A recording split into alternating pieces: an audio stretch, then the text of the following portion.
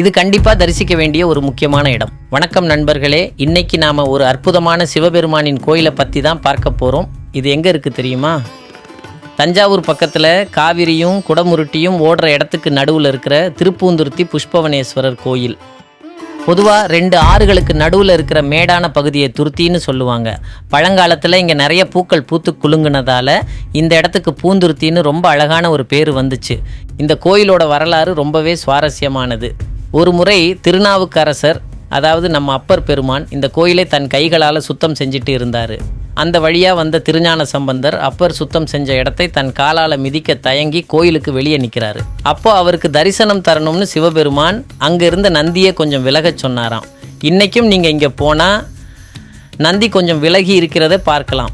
அது மட்டும் இல்லாமல் சம்பந்தரோட பல்லக்கை யாருக்கும் தெரியாமல் அப்பர் பெருமான் தன் தோளில் சுமந்த நெகிழ்ச்சியான சம்பவமும் இங்கே தான் நடந்துச்சு.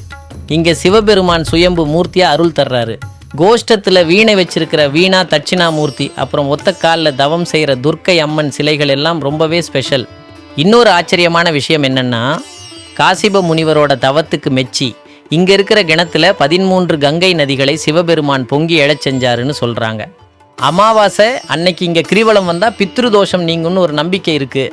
கல்யாணம், குழந்தை பாக்கியம் வேணுங்கிறவங்க இங்கே வந்து விளக்கேற்றி வழிபடுறாங்க.